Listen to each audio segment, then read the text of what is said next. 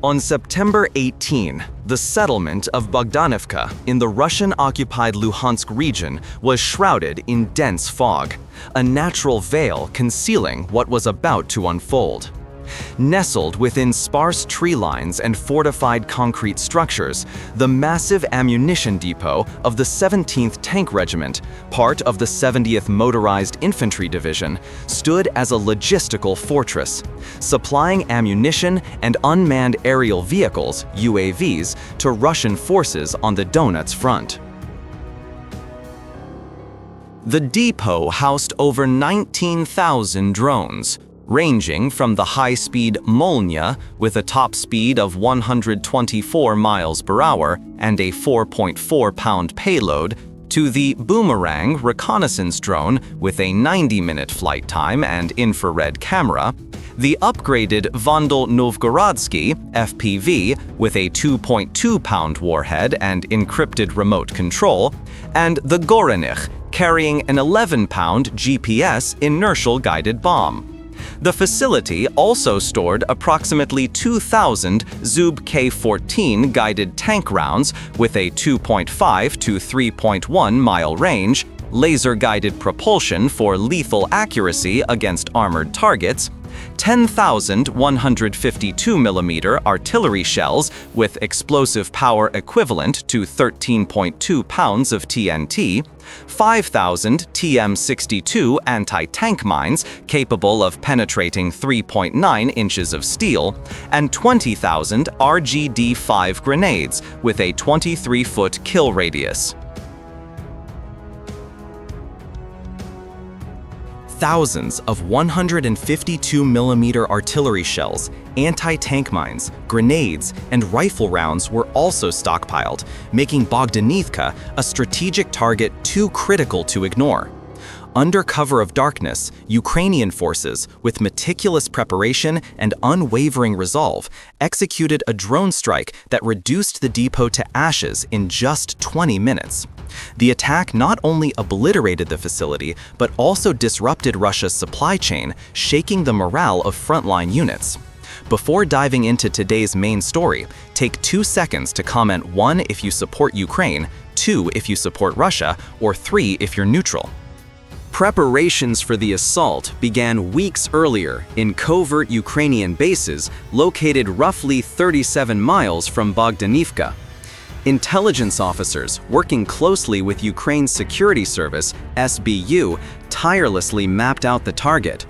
Satellite imagery from Western partners revealed constant train movements delivering ammunition and drones.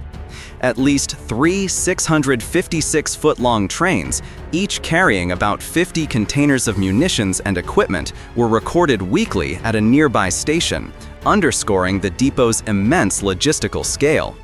Reports from local resistance confirmed the presence of Zub K-14 rounds, each valued at $10,000, alongside 19,000 drones averaging $2,500 each, and thousands of artillery shells, mines, and grenades.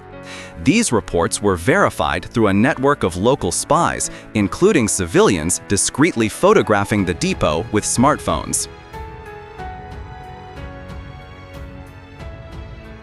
NASA's FIRMS monitoring system detected unusual activity, such as elevated heat signatures from transport trucks, reinforcing the assessment that Bohdanivka was a critical logistics hub. In a Spartan command room lit by the blue glow of digital screens, Ukrainian officers devised the plan. Deploy a formation of Punisher kamikaze drones, 6.6-pound explosive payload, 31-mile range, 75 miles per hour. Upgraded FPV drones, 3.3-pound warhead, 62 miles per hour. And Bayraktar TB2 reconnaissance drones, 16,400-foot altitude, carrying 48.5-pound Mamlil guided bombs. The plan leveraged 3D simulations of the depot, built from satellite and prior drone reconnaissance data, ensuring every angle of the target was thoroughly analyzed. To bypass Russian air defenses, potentially including the Pantsir-S1 system, 12.4-mile range, 5,000 rounds per minute, phased array radar, and Tor-M2, 7.5-mile range, 10-second reaction time, Ukrainian Electronic Warfare (EW) were tasked with jamming radar and communications.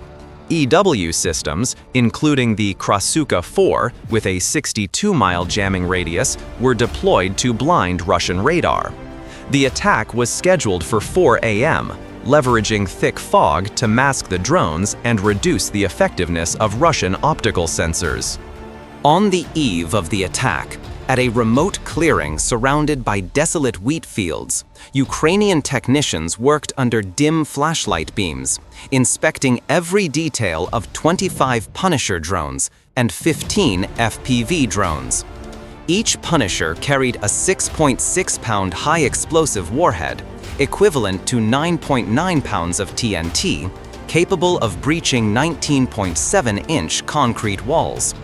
The smaller FPV drones, armed with 3.3-pound anti-tank warheads, were controlled by pilots using virtual reality goggles. 3 Bayraktar TB2 drones, equipped with infrared cameras and beyond line-of-sight capabilities, were readied for surveillance and targeting. Technicians worked in harsh conditions, with nighttime temperatures dropping below 41 degrees Fahrenheit, ensuring each drone's battery, motor, and navigation system was checked to perform flawlessly in fog.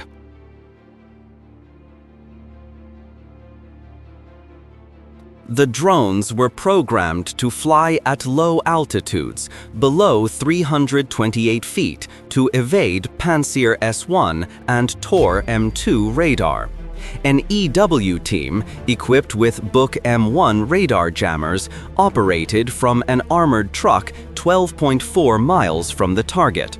The truck, camouflaged with foliage netting, moved constantly to avoid detection by Russian reconnaissance aircraft.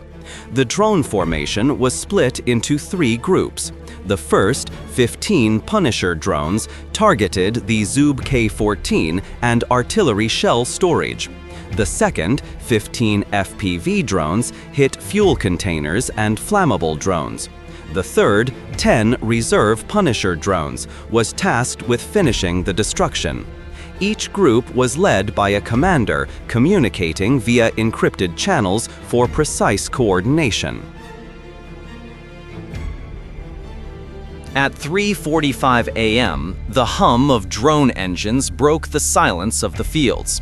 The first group, 15 Punisher drones, launched in a V formation, skimming tall grass at 75 miles per hour, maintaining 164-foot spacing to avoid collisions. GPS inertial navigation ensured accurate trajectories, even under potential GPS jamming. Remote pilots, stationed in modified containers 37 miles away, monitored the drones via real-time data displays.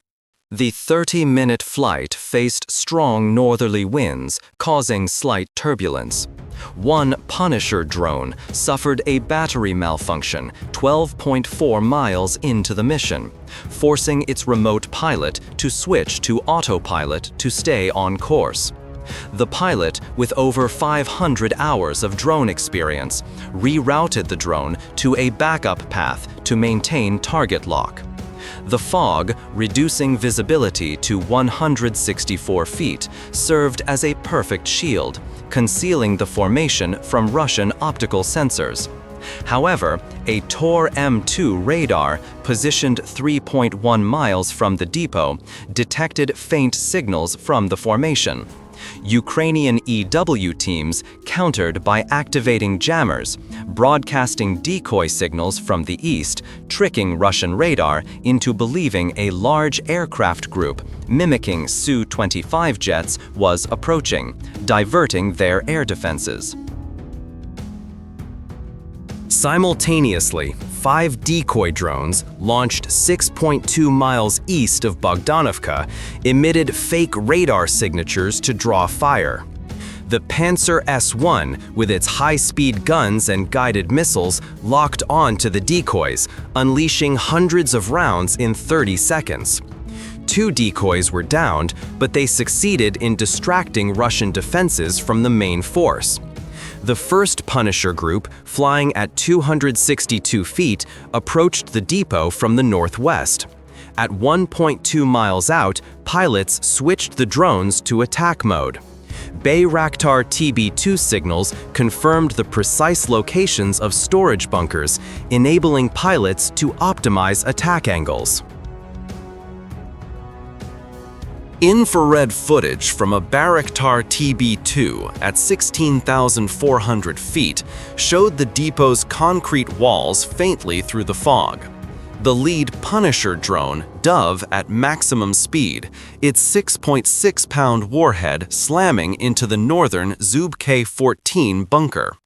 A massive explosion rocked the ground, a blinding flash piercing the fog, illuminating the night sky. The Zub-K-14 rounds, with volatile charges, triggered a chain reaction, sending a fireball dozens of feet high.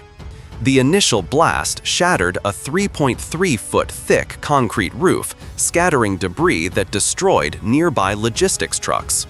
Subsequent Punisher drones, spaced 5 seconds apart, struck other depot sections, targeting 152mm artillery bunkers. Each explosion shook the area, with concrete and metal fragments flying hundreds of feet. A 152mm artillery bunker's secondary explosion, with massive destructive power, rocked the ground within a 1.2-mile radius, obliterating a nearby auxiliary warehouse. The second group, 15 FPV drones, approached from the south at 164 feet to avoid radar. Strong crosswinds disrupted 3 drones' trajectories, requiring pilots to adjust constantly via VR goggles. One FPV drone lost video feed 0.6 miles from the target, but its inertial navigation kept it on course. Nearing the depot, FPV pilots targeted fuel containers and Molnia and Boomerang drone storage. Trained for hundreds of hours, the pilots maneuvered with sniper-like precision, hitting highly flammable targets within a few feet. The first FPV drone struck a 1,320-gallon fuel tank, igniting a massive fireball that lit up the southern depot.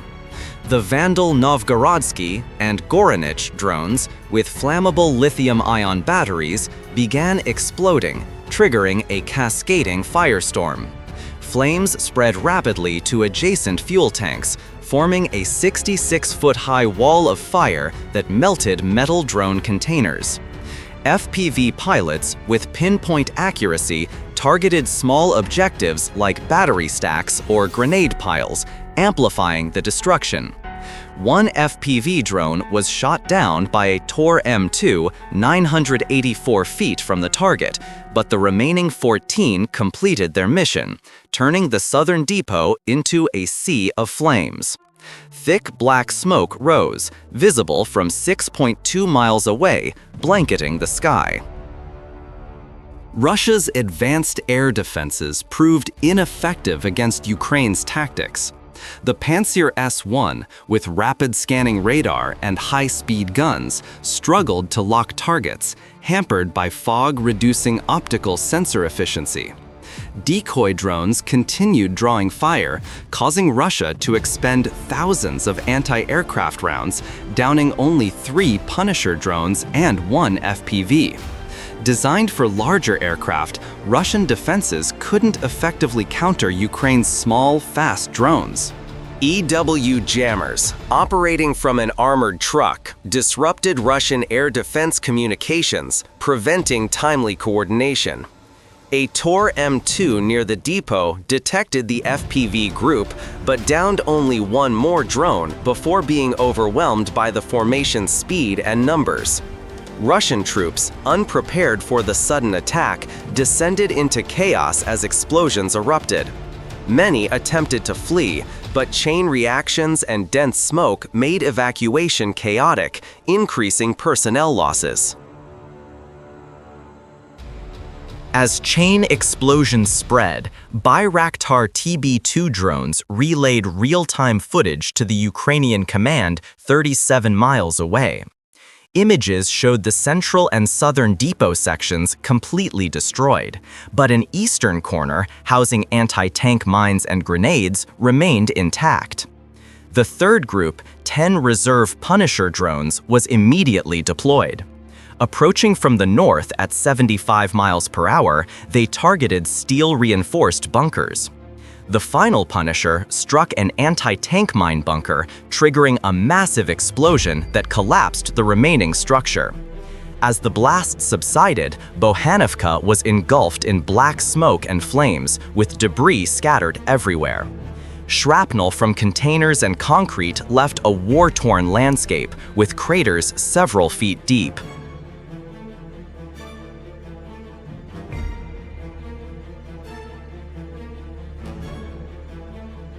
In the Ukrainian command center, cheers erupted as Bayraktar TB2 footage confirmed total destruction. Officers, technicians, and drone pilots embraced, sharing handshakes and victorious smiles. Some clinked water bottles in a toast, while others stared at the screens, absorbing the moment's significance. The Bohdanivka victory was not just a material blow, but a morale boost, reinforcing Ukraine's ability to weaken Russia through ingenuity and determination. Officers began analyzing attack data for a Ministry of Defense report, while some soldiers wrote letters home, sharing the triumph. Post-attack assessments revealed a resounding Ukrainian victory and a devastating Russian loss. The entire Bohdanivka depot was destroyed. The stockpile included 2,000 Zub K-14 rounds, $10,000 each, totaling $20 million. Over 19,000 drones, including Molnia, $2,000, Boomerang, $3,000, Vandal Novgorodsky, $1,500, and Gorinich, $4,000, averaging $2,500 each for a $47.5 million loss, and 10,152mm shells, $1,000 each, 5,000 TM62 mines, $500 each, and 20,000 RGD-5 grenades, $50 each, totaling $13.5 million. Russian personnel losses were estimated at 50 killed or wounded, with 10 logistics trucks destroyed, adding to replacement and training costs.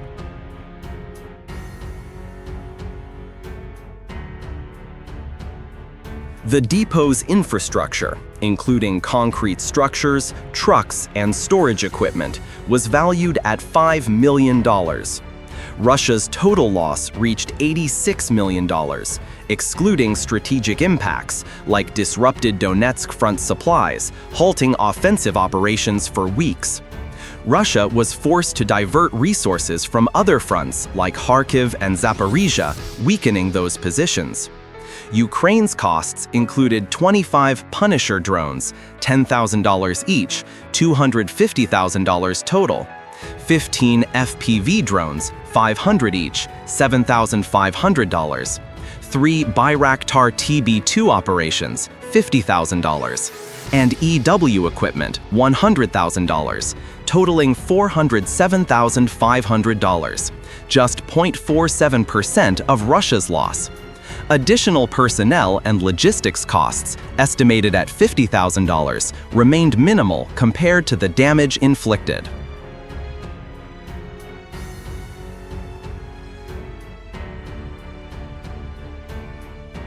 Comparing total damage to investment, Ukraine achieved remarkable economic efficiency.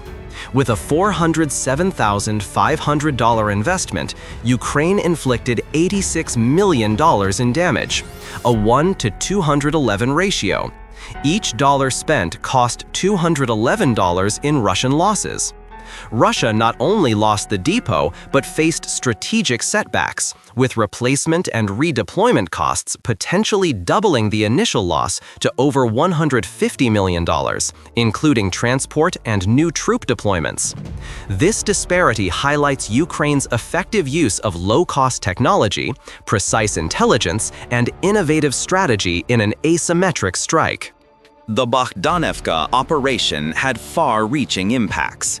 Destroying over 19,000 drones severely weakened Russia's reconnaissance and attack capabilities, particularly in Donetsk, where drones support firepower. The loss of Zub K-14 rounds limited Russia's ability to counter Ukrainian armored units, especially in open terrain. The victory bolstered Ukraine's reputation as an innovative military force, leveraging affordable technology for outsized impact. However, it poses challenges. Russia may reinforce defenses or retaliate, requiring Ukraine to innovate further.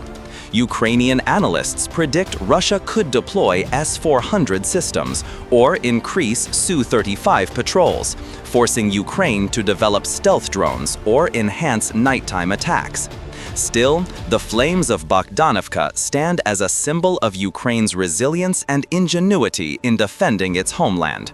Comment 1 if you support Ukraine, 2 if you support Russia, or 3 if you're neutral.